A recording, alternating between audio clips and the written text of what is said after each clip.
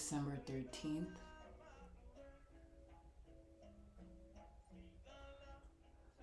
Today was a really like insightful day. I've never felt so overwhelmed by the love that I am like surrounded by all the time. It's like this love is always around, but sometimes you really do have to attune your eyes to it to see it everywhere. So I'm very grateful for that. My ancestors, my spirits, God, my friends. I truly just feel like it's a abundance, for lack of a better term, but abundance of love in my life that I feel like I am just blessed to experience.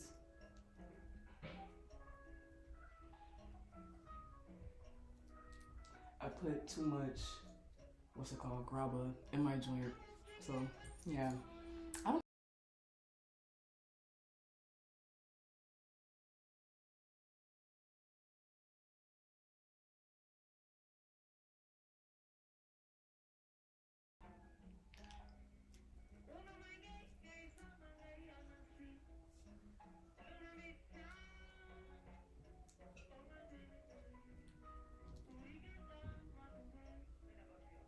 I was able to, this shit is canoeing. What's it called? But today, I think, or like, it was yesterday? Or I'm forgetting. It was sometime in the past couple days. I was able to I think I know what I'm about to for real write my thesis about now. Narrowed it down, found a couple of texts. Since they're all laid about my room, one of them is Crick Crack by Edwidge Datika, and I'm super sad. I read it for my independent study this semester, but I didn't finish reading it. So this winter break, I'm gonna finish reading that, and then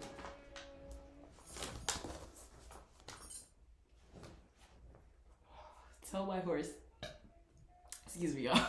Tell My Horse by Zora Neale Hurston. I also didn't finish this book, but I got to the part where she starts discussing Haitian voodoo, and she's talking about all the different lois, and I'm so excited to finish that book. I'll tell you that, because I don't know, I feel like I'm forgetting, but the sections where she's talking about the Jamaican folk practices, the burial and the death rituals, all of that was so beautiful to me and engaging. Africa lives on everywhere, but it's so beautiful. I don't know. I love Zora Neale Hurston. I think Their Eyes Are Watching God is gonna be. It's not a central text to my thesis, but it's definitely gonna be one of the books that are brought up. Because I definitely am going. As I'm editing this right now, it's actually really funny to see what didn't make the cut for the thesis. Crick Crack did not end up writing about it.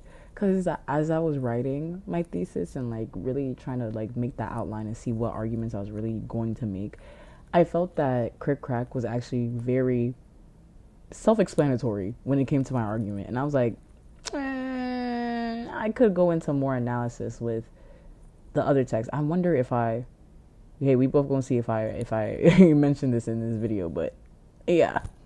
To be talking about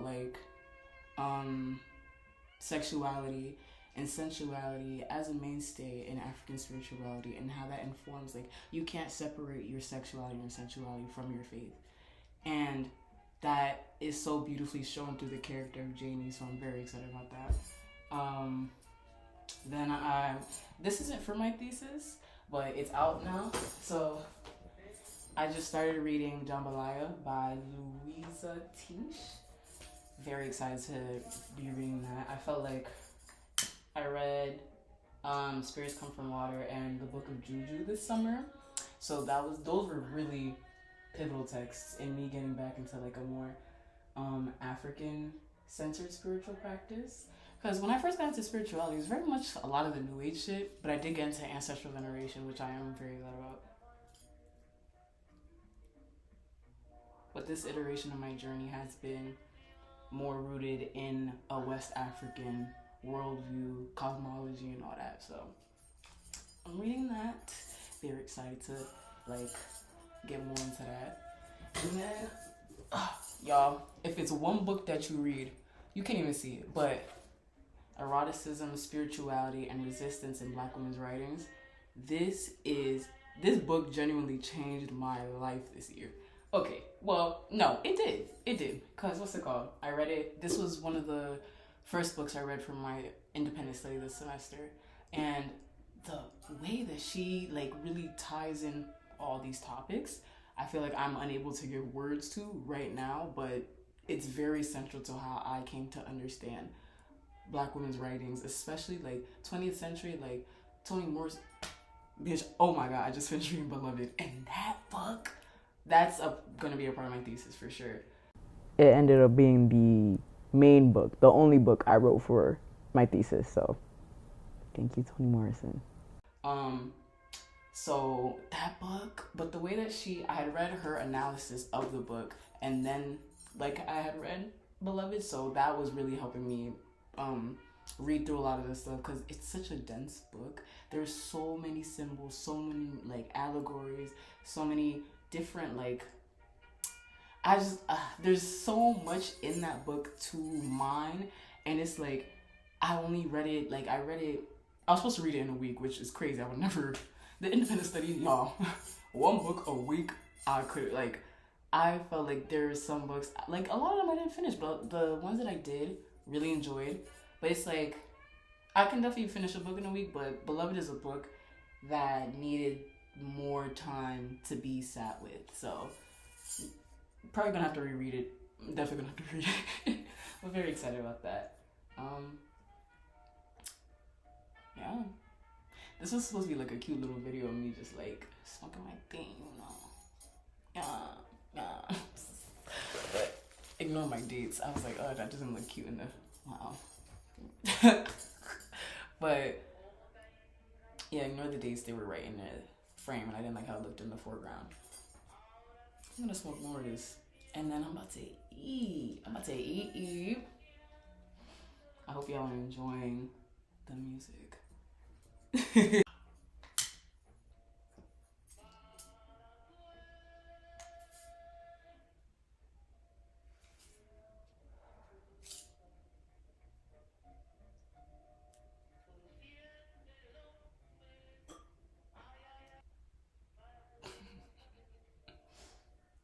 I might be high.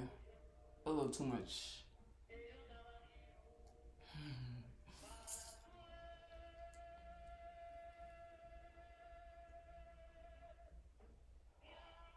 So yeah, I don't know. I really feel like things are wrapping up beautifully. It's about to be the year of the horse. It was the year of the snake.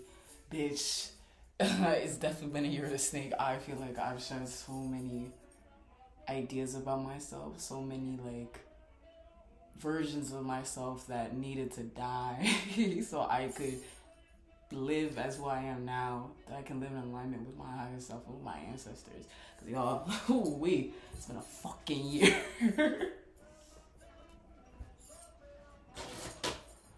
But I guess it was literally all needed for me to reintegrate my spirituality into my life again, and to root myself in an understanding of myself that is so stable that like I'm not just flip-flopping in the air. I feel like I like myself. I remember being like a teenager and feeling like I just don't have a sense of self. Like I don't feel like a person. And obviously as you get older, you learn more things about yourself. There's that. But I even feel like this year, I felt like I knew who I was. But the version of myself that I knew was someone that I didn't like. And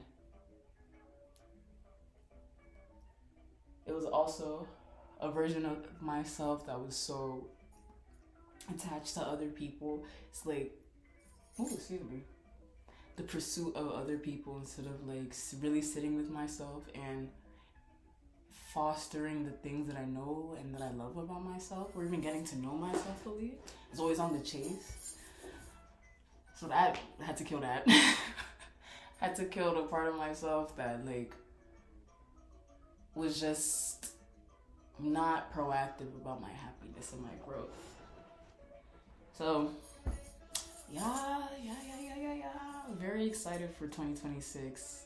This is a year of blessings. I've already done, when I turned 21 this year, actually, I already did the, y'all, this is off topic, but what's it called? I have been seeing 244 and 144 OD alongside the other regular like angel numbers, and I'm like, y'all, that shit, I need to like actually deadass meditate on it and see what these numbers mean for me, because I feel like online they really, it's so many different things that it's like, which one of y'all is actually telling the truth?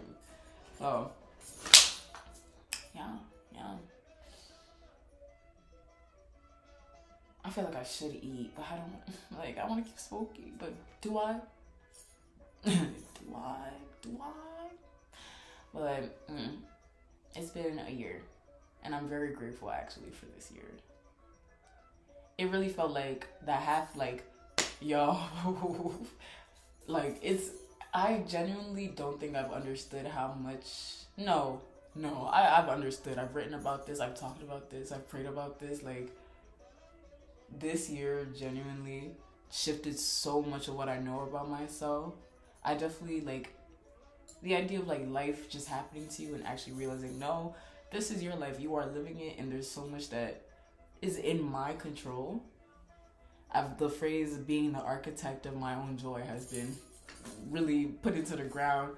The way I keep remembering that, because it's like you're either the architect of your own joy or your destruction and your disharmony and shit like that. And I want to work in alignment with myself. I want to work for my good, because there's things like I don't know. It's just, I'm in a very good spot right now, and I'm very glad.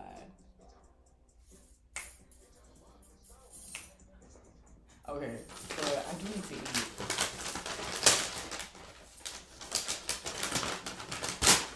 Okay.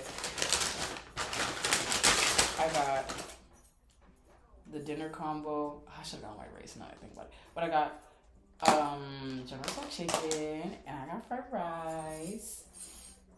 The fried rice look a little bit off. I'm not even gonna hold you, but see, it's still steaming. Still steaming late, y'all.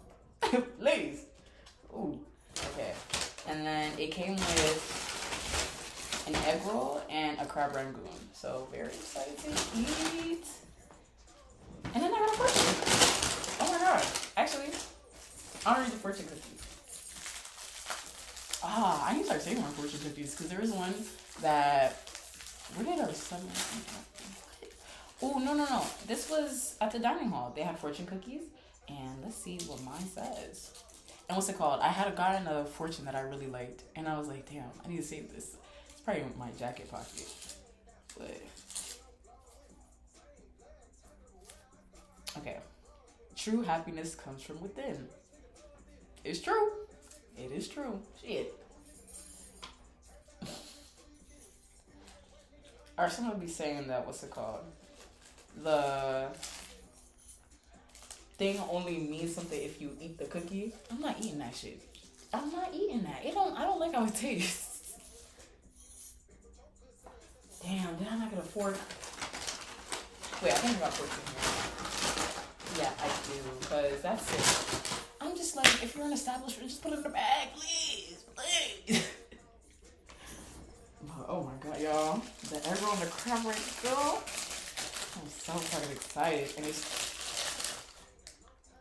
I wish I got sweet and sour sauce, but I need to be careful with sugar.